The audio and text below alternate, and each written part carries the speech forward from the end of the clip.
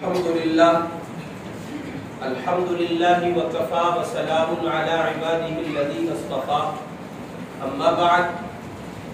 فأعوذ بالله من الشيطان الرجيم بسم الله الرحمن الرحيم من عمل صالحا من ذكر أو أنثى وهو مؤمن فلنحيينه حياة طيبة صدق الله العظيم. عورت چاہے ماں ہو، چاہے بہن ہو، چاہے بیوی ہو، چاہے بیٹی ہو، وہ ہر روپ میں، ہر رشتے میں قدرت کا انمول تحفہ ہے جس کے بغیر کائنات انسانی کی ہر شے پھیکی پڑ جاتی ہے. ہمارے اور آپ کے معاشرے میں عورت کو بہت زیادہ حیثیت اور اہمیت حاصل نہیں، اور معاشرہ اپنی اس قدیم جاہلیت کی ڈگر پر لوٹ رہا ہے جو ڈگر سرور کائنات حضرت محمد رسول اللہ صلی اللہ علیہ وسلم سے پہلے. ایسا لگتا ہے جیسے حضور پاک سے قبل عورت کی کوئی حیثیت معاشرے میں نہ تھی. ہماری اس دور حاضر میں بھی عورت کو کچھ اسی نظریے پر دیکھا جا رہا ہے. چنانچہ کہیں عورت کی اپنی حیثیت کو مردوں نے گرا دیا، اس کے اپنے مقام کو مردوں نے ختم کر دیا، اور کہیں عورت کی اپنی حیثیت کو خود عورت نے گرا دیا. اور یہ بات زیادہ معنویت کی حامل ہوگی کہ عورت نے اپنی حیثیت کو، اپنے مقام کو، اپنے کردار کو خود ختم کر دیا. چنانچہ ایک عورت ایک محدود دائرے میں سمٹ کر رہ گئی ہے، اور ایک عورت جو ہے، ایک خاتون جو ہے، ایک بیٹی، ایک ماں، ایک بیوی، ایک بہو، ایک بہن جو مختلف رشتوں کی حامل ہے، وہ اپنی زندگی کے دائروں میں ایسی محدود انداز پر، ایسے محدود طور پر سمٹی ہے کہ اس کے چند کام ہے، بس اس کے سوا عورت نہ سوچتی ہے، نہ دیکھتی ہے، اور نہ اس کے تصورات اس سے آگے جا پاتے ہیں. چنانچہ اسلام سے پہلے دنیا نے جتنی بھی ترقی کی ہے اس میں صرف مردوں کا حصہ ہے. اسلام کی خصوصیت یہ ہے کہ اسلام کو جب وجود عطا کیا گیا اور اللہ کی زمین پر اسلام کا نفاذ ہوا، اللہ نے اپنے بندوں کے لیے مذہب اسلام کو مذہب اور دین کے لیے دین کے طور پر قبول کیا، اور اس کو نافذ کیا، رسول پاک کے قلب اطہر پر اس کا نزول کیا. تو مذہب اسلام نے مرد اور عورت دونوں کی صلاحیتوں کو متعارف کرایا. مذہب اسلام نے مرد اور عورت دونوں کی شخصیات کو اجاگر کیا. مذہب اسلام سے قبل صرف مردوں کا حصہ اس دنیا کے نظام کی ترقی میں شامل تھا، لیکن اسلام کی آمد کے بعد اللہ پاک نے انسانوں کے اندر جو صلاحیتیں رکھی ہیں، مذہب اسلام کی یہ خصوصیت ہے کہ اسلام نے مردوں کی صلاحیتوں کو بھی اجاگر کیا ہے، اور عورتوں کے اپنے اندر جو جواہر چھپے ہیں ان کو بھی ظاہر کیا ہے. چنانچہ اگر ایک مرد اپنے کردار کی پاکیزگی اور عفت کی بنیاد پر، اگر ایک مرد اپنی سچائی اور دیانت کی بنیاد پر، اگر ایک مرد اپنے صالح اور پاکیزہ اسلامی کردار کی بنیاد پر معاشرے کو ایک نئی راہ، ایک نئی سمت عطا کر سکتا ہے، ٹھیک اسی طرح ایک خاتون، ایک عورت، ایک بیٹی، ایک ماں، ایک بہن، ایک بہو، ایک بیوی اور مختلف رشتوں کی حامل خواتین ہیں سماج میں، وہ سب اللہ کی بندی، اپنی صالحیت، اپنی پاک بازی اور اپنی عفت اور اپنے عفیف کردار کی بنیاد پر ٹھیک اسی طرح جیسے ایک مرد کر سکتا ہے، ایک عورت بھی اس معاشرے کے لیے بڑا کام کر سکتی ہے. لیکن بہت معافی کے ساتھ یہ بات عرض کرنی پڑتی ہے کہ خواتین کا زندگی گزارنے کا جو ایک دائرہ ہے انہوں نے اس کو سمیٹ کر اتنا محدود کیا ہے کہ وہ اب ان راہوں کو تصور میں بھی نہیں لاتی ہے جن راہوں کی وجہ سے معاشرے میں صالح انقلاب برپا ہوا کرتے تھے۔ چنانچہ آپ غور کریں، ہمارے دور کی بیٹی، ہمارے دور کی ماں اور ہمارے اس دور حاضر کی بیوی اور بہن اور مختلف رشتوں کی حامل جو خواتین ہیں،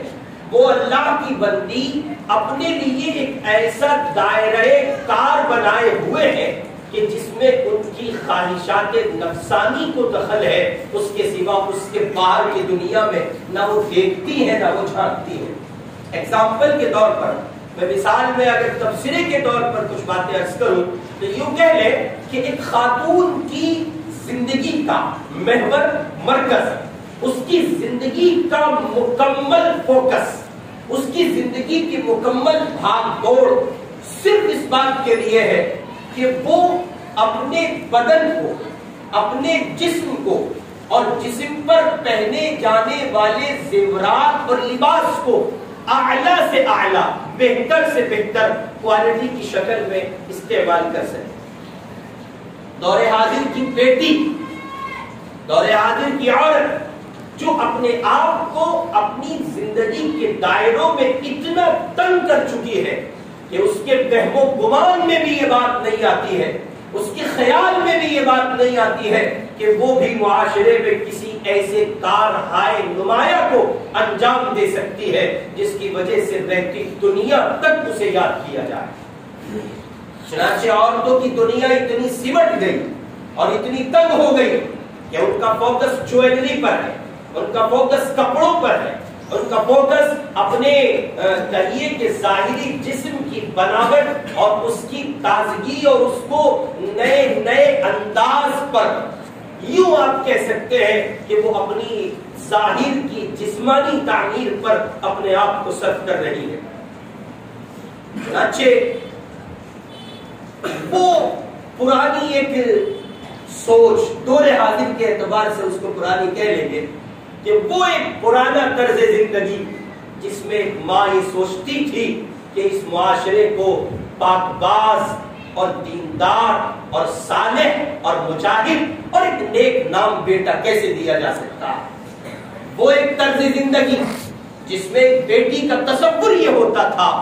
کہ وہ اپنے باپ کے لیے صالحیت کی ڈگر پر دین اسلام کی سرفرازی اور سربلندی کے لیے کیا کچھ کر سکتی ہے۔ وہ ایک پرانا طرز زندگی، وہ ایک طرز زندگی جس میں ایک بہن کا حصہ یہ ہوتا تھا کہ وہ اپنے بھائیوں کے لیے اللہ اور اس کے رسول کی قرب کی راہیں تلاش کرتی تھی۔ وہ ایک طرز زندگی جس میں بیوی کا دن رات کا کوڑھنا اور دن رات کی محنت و مشقت اس پر ہوتی تھی کہ آخر اس کے شوہر کی زندگی اللہ کی محبت اور اس کے اوامر کی پابندی کے ساتھ کیسے گزرے۔ عورت اپنا کردار فراموش کر چکی ہے، عورت اپنے آپ کو بھلا چکی ہے اور اس نے اتنا بلایا اس قدر اس نے اپنے آپ کو فراموش کیا کہ اب اس کے ذہن و گمان کا بھی حصہ نہیں رہی یہ بات کہ وہ یہ تصور کرے کہ وہ کسی طرح سے اپنے آپ میں مذہب اسلام، دین اسلام یا اسلامی معاشرے کے لیے وہ کسی طرح سے کچھ کر سکتی ہے۔ جبکہ اگر آپ ذرا پیچھے جائیں اور اسلامی تاریخ کا مطالعہ کریں، یہ بات آپ پر واضح ہوگی کہ مذہب اسلام کے سلسلے میں اگر مردوں نے اس کی ترقی اور اس کی سربلندی میں ایک نمایاں قربانی دی ہے تو عورتوں کا تعاون بھی اتنا زیادہ رہا ہے کہ اسے کسی صورت فراموش نہیں کیا جا سکتا۔ چنانچہ آپ غور کریں گے، اگر ایک طرف ہم مردوں کی دنیا اور مردوں کی سب سے سیدنا ابو بکر صدیق رضی اللہ تعالی عنہ کا ذکر کریں گے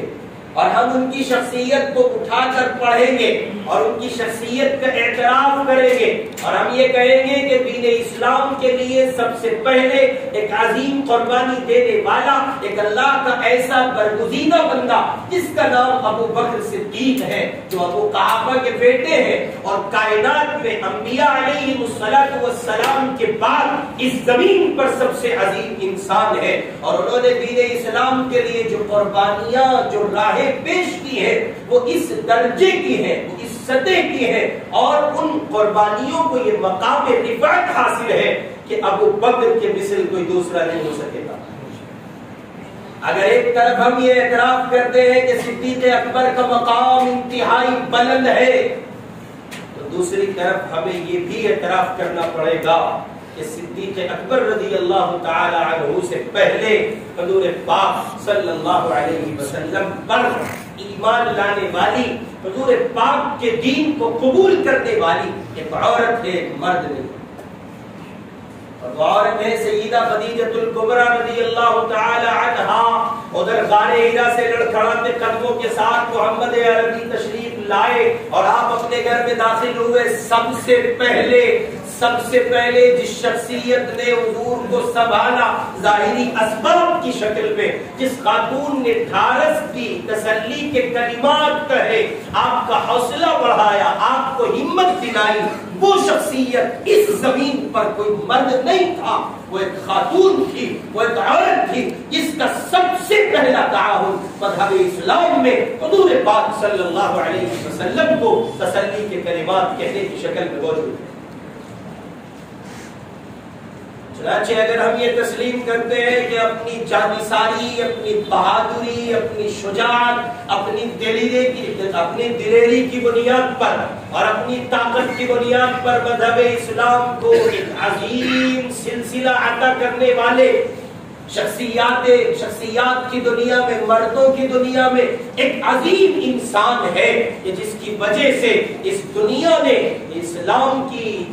عظمت کو اور اس کے مقام کو تسلیم کیا ہے، اور فاروق اعظم کا ہم ذکر کریں اور عثمان غنی کا ہم ذکر کریں اور علی مرتضی کا ہم ذکر کریں اور ہم خباب ابن الارد کا ذکر کریں، ہم حضرت خبیب کا ذکر کریں، ہم لوگ حضرت مصعب بن عمیر کا ذکر کریں، بلال حبشی کا ذکر کریں، حضرت حمزہ رضی اللہ تعالی عنہ کا ذکر کریں، یا اور شہدائے بدر، شہدائے احد، شہدائے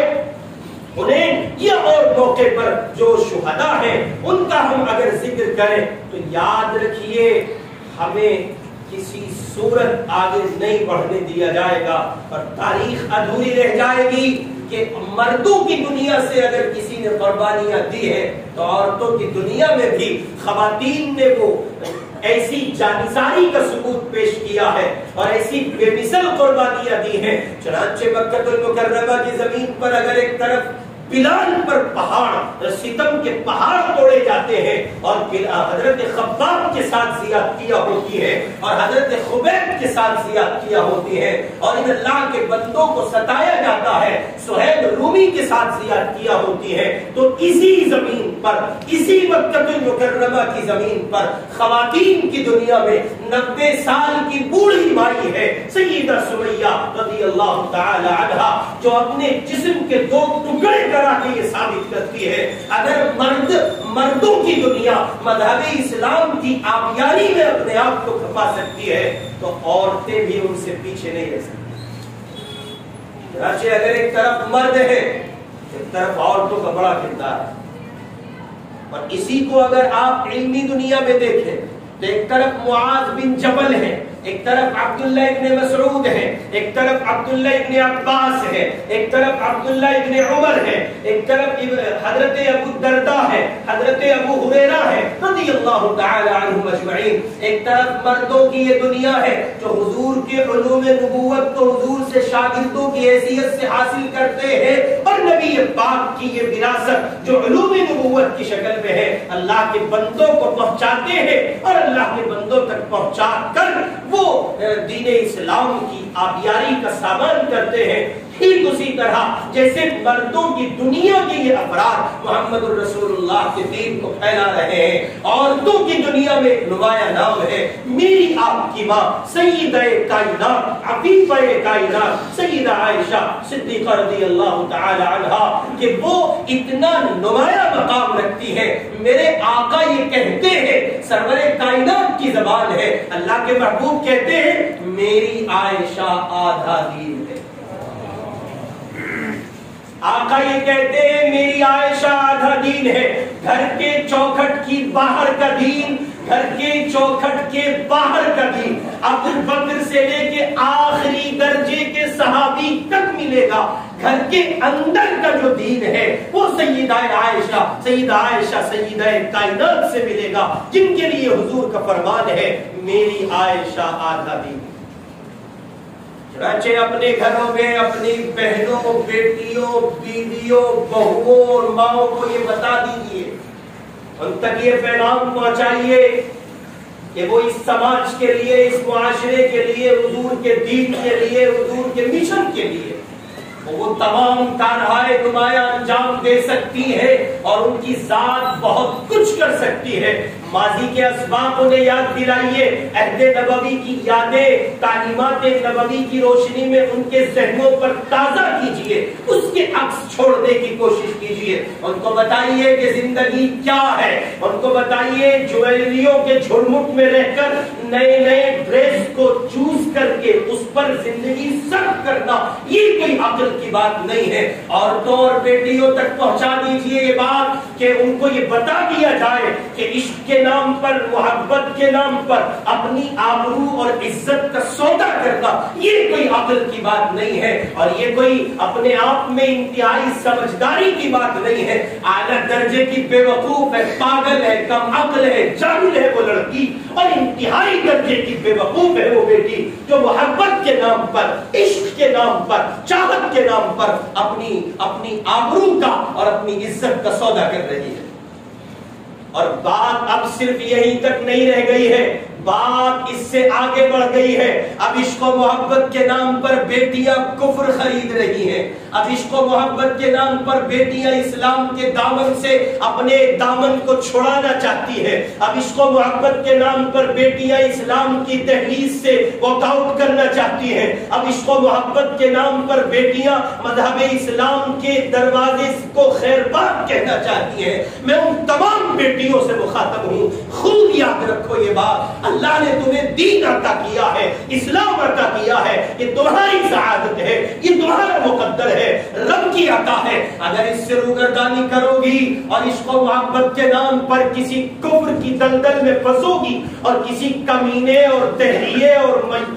منحوس اور دیوس اور کفرستان کی دنیا کے کسی سور کے ہاتھوں اور کسی کمین کے ہاتھوں اور کسی آر ایس ایس کے پٹھو اور غلام کے ہاتھوں بکو گی اور محبت کے نام پر اپنی عزت و آبرو کا سودا کرو گی تو سوائے ذلت کی کوئی دوسری شے ہاتھ نہیں آئے گی۔